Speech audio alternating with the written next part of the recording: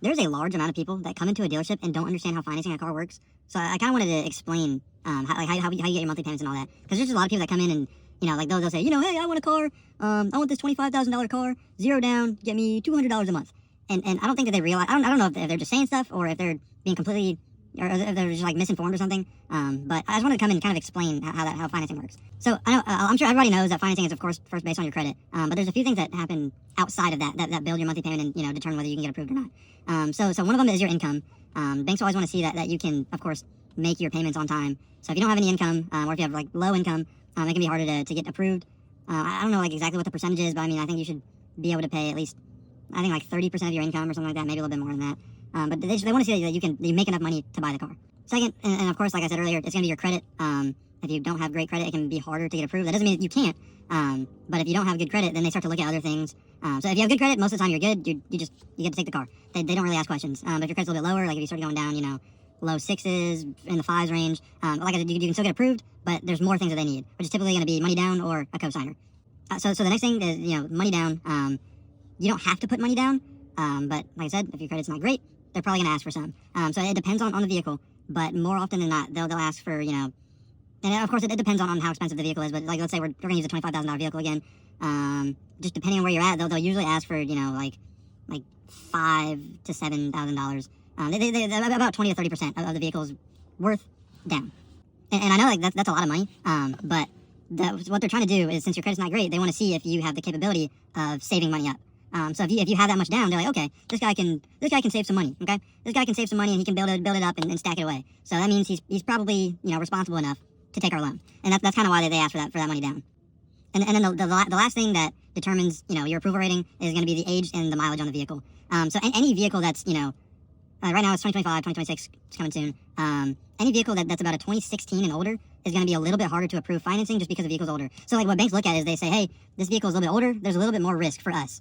Because if we're giving you all this money, this vehicle's a little bit older, it's a higher chance of it breaking down, which means we could lose money on our end. So they look at that, and then the mileage as well. So I mean, you can have a new vehicle, it could be a 2023 with 200,000 miles, and it's still gonna be harder to approve because of the mileage. It's just a higher risk for them. So with those type of vehicles, they always require money down, no matter how good your credit is. So I mean, you can be an 800 credit score and try to get a 2010 Hyundai Genesis Coupe with 150,000 miles, and you will still need money down because the vehicle is just that old. So like what they're trying to look at is to see if you put that money down, you will you're essentially covering the potential negative equity if that vehicle were to break down. So that's why they want to see that money down. Now, as for your monthly payment, it's always going to be based on the total price of the vehicle. So let's say you want a $30,000 vehicle, okay?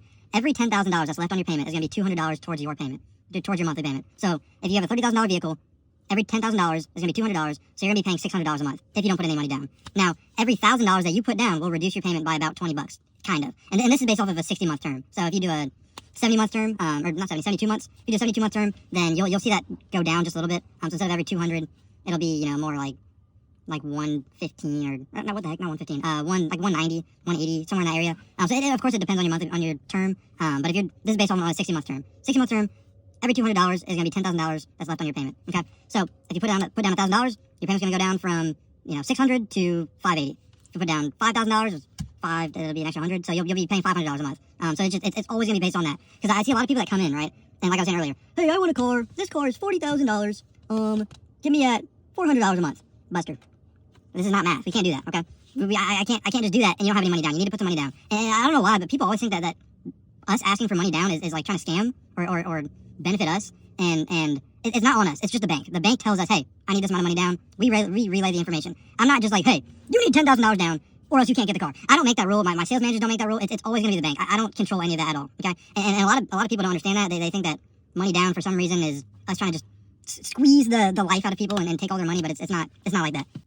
So yeah, I hope I explained some of this a little bit decently. I see a lot of people that come in there a little bit uneducated on monthly payment and how to get approved and what that kind of looks like. If you have any questions, let me know, because I'm a little bit newer to sales, but I've got a pretty good grasp on how things work. I just want to help you guys out, because I want you to go into a dealership and kind of understand where things are coming from.